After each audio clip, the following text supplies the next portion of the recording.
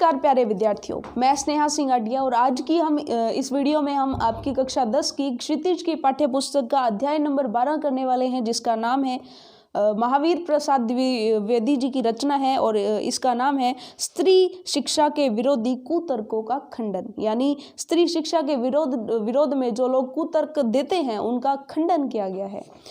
तो सबसे पहले हम महावीर प्रसाद द्विवेदी जो इनके लेखक है, इनका जीवन परिचय जान लेते हैं। महावीर प्रसाद द्विवेदी का जन्म उत्तर प्रदेश के रायबरेली जिले के दौलतपुर ग्राम में सन 1864 में हुआ और इनके पिता पंडित राम सहाय दुबे कान्यकुब्ज ब्राह्मण थे। पारिवारिक आर्थिक स्थिति अच्छी न होने के कारण इनकी जो स्कूली शिक्षा पूर्ण कर इन्होंने रेलवे में नौकरी कर ली और लेकिन अपने स्वाभिमानी स्वभाव के धनी द्विवेदी जी ने कुछ समय पश्चात रेलवे से इस्तीफा दे दिया। आप जो है सन 1903 से 1920 तक सरस्वती पत्रिका के संपादन से जुड़े रहे और सन 1938 ईस्वी में महावीर प्रसाद द्विवेदी जी का निधन हो गया। अब इनकी रचनाओं की बात करते हैं कि महावीर प्रसाद द्विवेदी जो है वो प्रखर व्यक्तित्व और बहुमुखी प्रतिभा के धनी साहित्यकार थे। द्विवेदी जी कवि, समालोचक, निबंधकार, संपादक, भाषा वैज्ञानिक और इतिहासकार, अर्थशास्त्री आदि विविध रूपों में उभर कर सामने आए। आपने 1903 से 1920 तक सरस्वती के संपादक रहते हुए हिंदी व्याकरण और वर्तनी के नियम स्थिर करके हिंदी गद्य की भाषा का परिष्कार किया। द्विवेदी जी ने अपने समकालीन कवियों और लेखकों का साहित्य रचना में मार्गदर्शन किया। इसी कारण आधुनिक हिंदी साहित्य के द्वितीय उत्थान यानी सुधार काल को महावीर प्रसाद द्विवेदी के नाम से द्विवेदी युग भी कहा जाता है। ये बहुत महत्वपूर्ण प्रश्न है।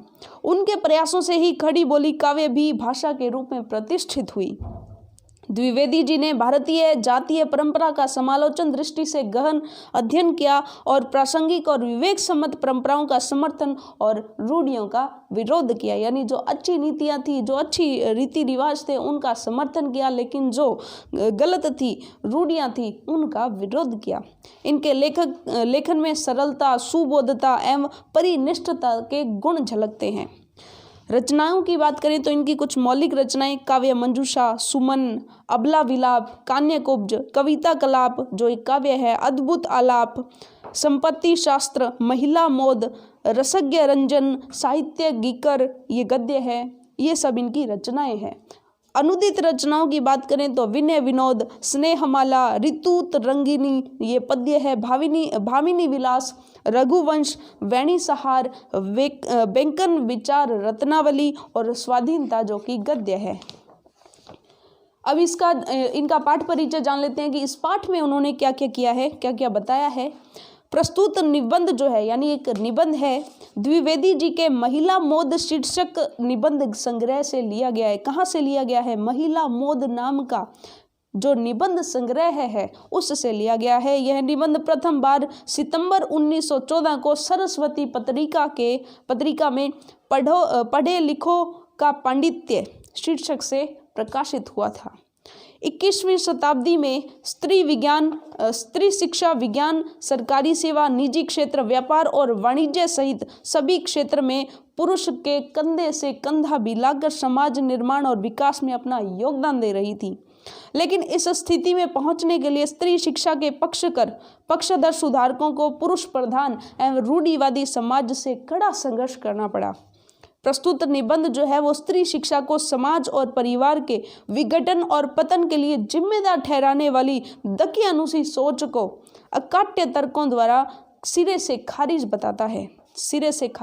करता है। साथ ही इसमें इन दकियानुसी एवं अप्रासंगिक परंपराओं के अधानुकरण के बजाय विवेक सम्मत और तर्कपूर्ण परंपराओं को ही ग्रहण करने की बात कही गई है। इसकी भाषा शैली हिंदी के द्विवेदी युगीन गद्य की एक वानगी प्रस्तुत करती है। तो चलिए पढ़ते हैं स्त्री शिक्षा के विरोधी कुतर्कों का खंडन। बड़े शौक की बात है कि आजकल भी लोग विद्यमान हैं जो स्त्रियों को पढ़ाना उनके और गृह सुख के नाश का कारण समझते हैं। और लोग भी ऐसे वैसे नहीं, सुशिक्षित लोग, ऐसे लोग जिन्होंने बड़े बड़े स्कूलों और शायद कॉलेजों में भी शिक्षा पाई है, जो धर्मशास्त्र और संस्कृत के ग्रंथ साहित्य से परिचय रखते हैं और जिनका पेशा कुशिक्षितों को सुशिक्षित करना है, कुमार्गगामियों को सुमार्गगामी बनाना और अधार्मिकों को धर्म तत्व समझाना है, उनकी दलीलें सुन लीजिए। यानी ऐसे लोग भी इस तरह की दलीलें देते हैं। चलिए दलीलें देखते हैं। पुराने संस्कृत कवियों के नाटकों में कुलीन स्त्रियों से अपढ़ों की भाषा में बातें कराई गई हैं। इससे प्रमाणित है कि इस देश में स्त्रियों को पढ़ाने की बात जो है वो न थी, चाल जो है वो न थी। होती तो इतिहास पुराणादि में उनको पढ़ाने की नियमबद्ध प्रणाली जरूर लिखी मिलती। स्त्रियों को पढ़ाने से अनर्थ होते हैं। शकुंतला इतनी कम पढ़ी थी कि गवारों की भाषा में मुश्किल से एक छोटा सा श्लोक वह लिख सकी थी। इस पर भी उसकी इस इतनी कम शिक्षा ने भी अनर्थ कर डाला। शकुंतला ने जो कटु वाक्य दुष्यंत को कहे वह इस पढ़ाई का ही दुष्परिणाम है। ये दलीलें हैं उन लोगों की। जिस भाषा में शकुंतला ने श्लोक रचा था वह अपढ़ों की भाषा थी। अतएव नागरिकों की भाषा की बात तो दूर रही, अपढ़ गवारों की भी भाषा पढ़ना स्त्रियों को बर्बाद करना है। इस तरह की दलीलों का सबसे अधिक प्रभावशाली उत्तर उपेक्षा ही है। तथापि हम 2-4 बातें लिखे देते हैं। नाटकों में स्त्रियों का प्राकृत बोलना उनके अपढ़ होने का प्रमाण नहीं है। अधिक से अधिक इतना ही कहा जा सकता है कि वे संस्कृत न बोल सकती थी। संस्कृत न बोल सकना न अपढ़ होने का सबूत है और न गवार होने का। अच्छा, तो उत्तर रामचरित में ऋषियों की वेदांतवादिनी पत्नियां कौन सी भाषा बोलती थी? उनकी संस्कृत क्या कोई गवारी संस्कृत थी? भवभूति और कालिदास आदि के नाटक जिस जमाने के हैं उस जमाने में शिक्षितों का समस्त समुदाय ही संस्कृत बोलता था। इसका प्रमाण पहले कोई दे ले तब प्राकृत बोलने वाली स्त्रियों को अपढ़ बताने का साहस करे। इसका क्या सबूत कि उस जमाने में बोलचाल की भाषा प्राकृत न थी? सबूत तो प्राकृत के चलन के ही मिलते हैं। प्राकृत आदि उस समय की प्रचलित भाषा न होती तो बौद्धों तथा जैनों के हजारों ग्रंथ उसमें क्यों लिखे जाते और भगवान शाक्य मुनि तथा उनके चेले प्राकृत में ही क्यों उपदेश देते?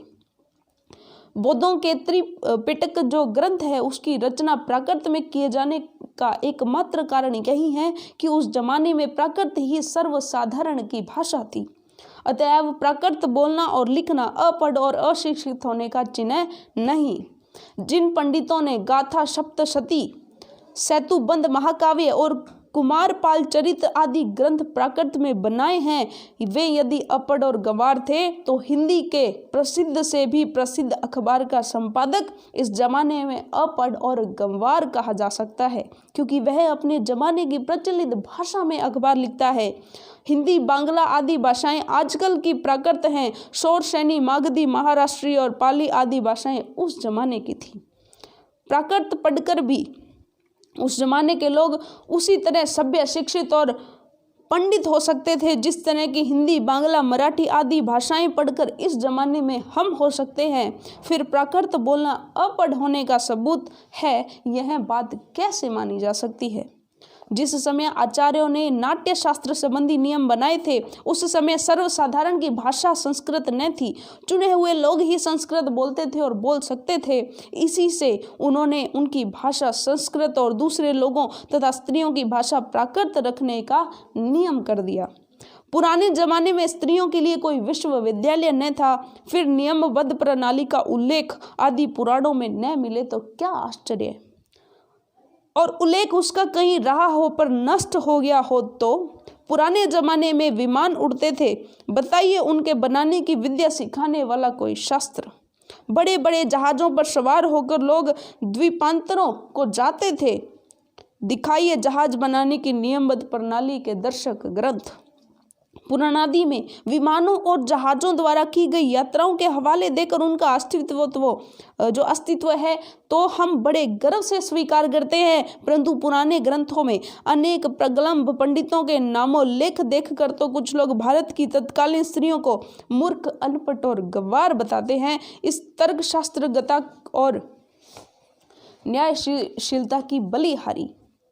वेदों को प्राय सभी हिंदू ईश्वर कृत मानते हैं, सो ईश्वर तो वेद मंत्रों की रचना अथवा उनका दर्शन विश्ववरा आदि स्त्रियों से करावे और हम उन्हें ककहरा पढ़ाना भी पाप समझे। शीला और विजा आदि कौन थी? वे स्त्री थी या नहीं? शीला और विजा जो है वो अनुसुया और गार्गी के लिए बोला गया है। बड़े बड़े पुरुष कवियों से आदृत हुई थी या नहीं? श्राडंगधर पद्धति में उनकी कविता के नमूने है या नहीं? बौद्ध ग्रंथ त्रिपिटक के अंतर्गत थैरी गाथा में जिन सैकड़ों स्त्रियों की पद्य रचना उद्धत है वे क्या अनपढ़ थी? जिस भारत में कुमारिकाओं को चित्र बनाने, नाचने, गाने बजाने, फूल चुनने, हार गूंथने, पैर मलने तक की कला सीखने की आज्ञा थी, उनको लिखने पढ़ने की आज्ञा न थी? कौन विज्ञ ऐसी बात मुख से निकालेगा? और कोई निकाले तो भी मानेगा कौन? अत्रि की पत्नी धर्म पर व्याख्यान देते समय घंटों पांडित्य प्रकट करे। गार्गी बड़े बड़े ब्रह्मवादियों को हरा दे। मंडन मिश्र की सह धर्मचारिणी शंकराचार्य के छक्के छुड़ा दे। गजब! इससे अधिक भयंकर बात और क्या हो सकेगी? यह सब पापी पढ़ने का अपराध है। न वे पढ़ती न वे पूजनीय पुरुषों का मुकाबला करती। यह सारा दुराचार स्त्रियों को पढ़ाने का ही कुफल है, समझे। स्त्रियों के लिए पढ़ना कालकूट और पुरुषों के लिए पीयूष का घूट।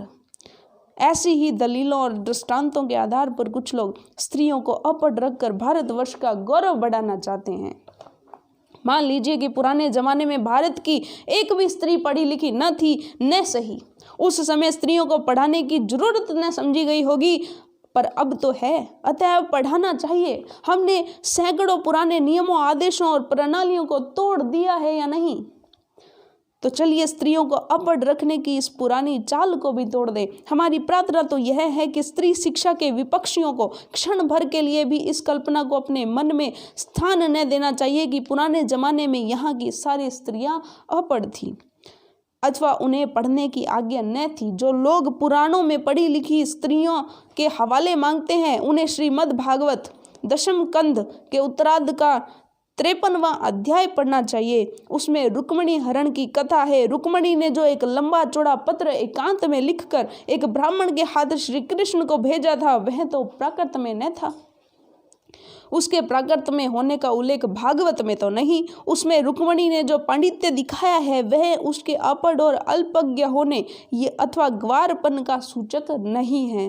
पुराने ढंग के पक्के सनातन धर्मावलंबियों की दृष्टि में तो नाटकों की अपेक्षा भागवत का महत्व बहुत ही अधिक होना चाहिए। इस दशा में यदि उनमें से कोई यह कहे कि सभी प्राकालीन स्त्रियां अनपढ़ होती थीं, तो उनकी बात पर विश्वास करने की जरूरत नहीं है। भागवत की बात आदि पुराणकार या कवि की कल्पनाएं मानी जाए तो नाटकों की बात उससे भी गई बीती समझी जानी चाहिए। स्त्रियों का किया हुआ अनर्थ यदि पढ़ाने का ही परिणाम है, तो पुरुषों का किया हुआ अनर्थ भी उनकी विद्या और शिक्षा ही का परिणाम समझना चाहिए। बम के गोले फेंकना, नर हत्या करना, डाके डालना, चोरियां करना, घूस लेना, ये सब यदि पढ़ने लिखने का ही परिणाम हो तो सारे कॉलेज, स्कूल और पाठशालाएं बंद हो जानी चाहिए। परंतु विक्षिप्तों, बात व्यथितों और ग्रहग्रस्तों के सिवा ऐसी दलीलें पेश करने वाले बहुत ही कम मिलेंगे। शकुंतला ने दुष्यंत को कटु वाक्य कहकर कौन सी अस्वाभाविकता दिखाई? क्या वह यह कहती थी, आर्यपुत्र शाबाश? क्या वह यह कहती कि आर्यपुत्र शाबाश, बड़ा अच्छा काम किया है जो मेरे साथ गंधर्व विवाह करके मुकर गए। नीति, न्याय, सदाचार और धर्म की आप प्रत्यक्ष मूर्ति हैं। पत्नी पर घोर से घोर अत्याचार करके जो उससे ऐसी आशा रखते हैं वे मनुष्य स्वभाव का किंचित भी ज्ञान नहीं रखते। सीता से अधिक साध्वी स्त्री नहीं सुनी गई। जिस कवि ने शकुंतला नाटक में अपमानित हुई शकुंतला से दुष्यंत के विषय में दुर्वाक्य कहाया है, उसी ने परिव्यक्त होने पर सीता से रामचंद्र के विषय में क्या कहा है, सुनिए। वाच्य सतव्य मध्वचनात् स राजा वह विशुद्धमति यत समक्षम माँ लोकवाद श्रवणादहासी श्रुतस्य तक्तित्व सदृश्य कुलस्य। लक्ष्मण, जरा उस राजा से कह देना कि मैंने तो तुम्हारी आंख के सामने ही आग में कूदकर अपनी विशुद्धता साबित कर दी थी।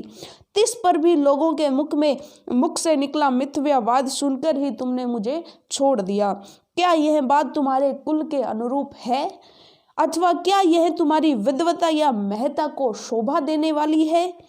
सीता का यह संदेश कटु नहीं तो क्या मीठा है? राजा मात्र कहकर उनके पास अपना संदेशा भेजा है। यह उक्ति ने किसी गवार स्त्री की, किंतु महाब्रह्मज्ञानी राजा जनक की लड़की और मनवादी महर्षियों के धर्मशास्त्रों का ज्ञान रखने वाली रानी को नृप से वर्णाश्रम पालन यत स एवं धर्मो मनुना प्रणीत। सीता की धर्मशास्त्रज्ञता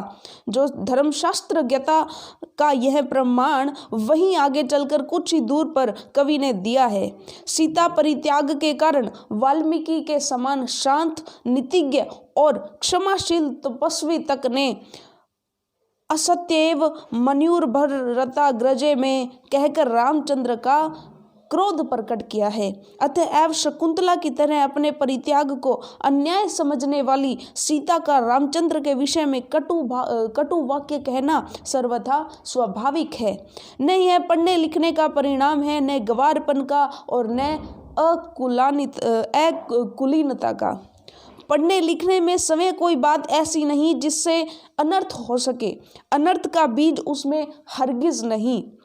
अनर्थ पुरुषों से भी होते हैं, ऐपड़ों और पढ़े लिखों दोनों से। अनर्थ दुराचार और पापाचार करने के कारण ही होते हैं और वे व्यक्ति विशेष का चाल चलन देखकर जाने भी जा सकते हैं। अतएव स्त्रियों को अवश्य पढ़ाना चाहिए। जो लोग यह कहते हैं कि पुराने जमाने में यहाँ स्त्रियां न पढ़ती थी अथवा उन्हें पढ़ाने की मुमानियत थी, तो वे या तो इतिहास से अभिज्ञता नहीं रखते या जानबूझकर लोगों को धोखा देते हैं। समाज की दृष्टि में ऐसे लोग दंडनीय हैं, क्योंकि स्त्रियों को निरक्षर रखने का उपदेश देना समाज का अपकार और अपराध करना है, समाज की उन्नति में बाधा डालना है। शिक्षा बहुत व्यापक शब्द है, उसमें सीखने योग्य अनेक विषयों का समावेश हो सकता है। पढ़ना लिखना भी उसी के अंतर्गत है और इस देश की वर्तमान शिक्षा प्रणाली अच्छी नहीं। इस कारण यदि कोई स्त्रियों को पढ़ना अनर्थकारी समझे तो उसे इस प्रणाली का संशोधन करना या कराना चाहिए। खुद पढ़ने लिखने को दोष न देना चाहिए। लड़कों ही की शिक्षा प्रणाली कौन सी बड़ी अच्छी है? प्रणाली बुरी होने के कारण क्या किसी ने यह राय दी है कि सारे स्कूल और कॉलेज बंद कर दिए जाएं? आप खुशी से लड़कियों और स्त्रियों की शिक्षा की प्रणाली का संशोधन कीजिए। उन्हें क्या पढ़ाना चाहिए, उन्हें कितना पढ़ाना चाहिए, किस तरह की शिक्षा देना चाहिए और कहाँ पर देना चाहिए, घर में या स्कूल में, इन सब बातों पर बहस कीजिए, विचार कीजिए, जी में आवे सो कीजिए। पर परमेश्वर के लिए यह न कहिए कि समय पढ़ने लिखने में कोई दोष है, वह अनर्थकर है, वह अभिमान का उत्पादक है, वह गृह सुख का नाश करने वाला है। ऐसा कहना 16 आने मिथ्या है। अब चलिए इसके प्रश्नोत्तर कर लेते हैं हम। हमारे जो स्त्री कुतर्कों के विरुद्ध जो खंडन, ये हमारा अध्याय है, ये हमारा कंप्लीट हो चुका है। तो इसके प्रश्नोत्तर करते हैं हम। सबसे पहला प्रश्न है, महावीर प्रसाद द्विवेदी ने किस पत्रिका का संपादन किया? तो यहाँ पर ऑप्शन है माधुरी, जागरण, कवि वचन सुधा और सरस्वती। तो यहाँ पर साफ साफ आपको, जब आपने लेखक परिचय पढ़ा तो वहाँ पर लिखा हुआ था कि इन्होंने सरस्वती नामक जो पत्रिका है उसका संपादन किया। शकुंतला ने किस भाषा में श्लोक कहा? तो ये भी हमें पता है कि शकुंतला ने प्राकृत भाषा में अपना श्लोक कहा। अगला प्रश्न है, अति लघुतरात्मक में से बौद्ध धर्म के त्रिपिटक ग्रंथ की भाषा क्या है? तो हमने ये जाना कि बौद्ध धर्म के त्रिपिटक ग्रंथ की भाषा जो है वो प्राकृत है। रुक्मणी हरण की कथा कहाँ मिलती है? रुक्मणी हरण की जो कथा है वो श्री मद् भागवत पुराण के 10वें स्कंद में मिलती है। कौन से स्कंद में? 10वें स्कंद में मिलती है। अगला प्रश्न है, पाठ में आई प्राचीन कालीन विदुषी महिलाओं के नाम लिखिए। जो भी प्राचीन कालीन विदुषी महिलाओं के नाम आए हैं उनका नाम है शीला, विजा, अनुसुया, गार्गी इत्यादि।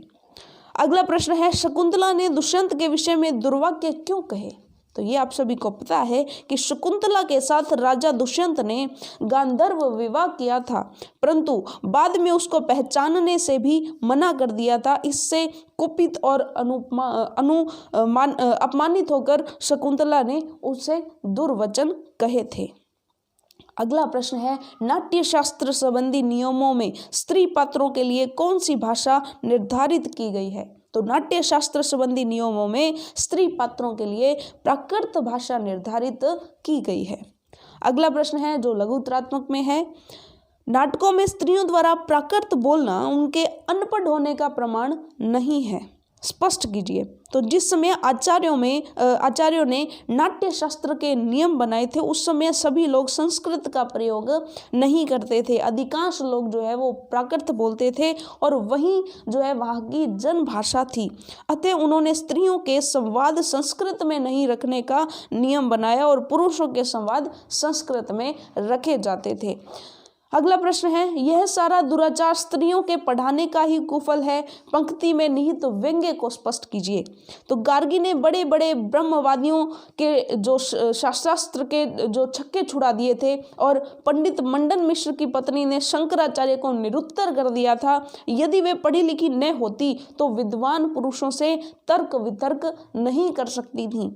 उपयुक्त वाक्य में इन विदुषी नारियों की प्रशंसा की गई है। ऐसी महिलाओं की सशस्त्र करने की कुशलता को पढ़ाई के कारण होने वाला दुराचार बताने वालों की मूर्खता पर कठोर व्यंग्य किया गया है।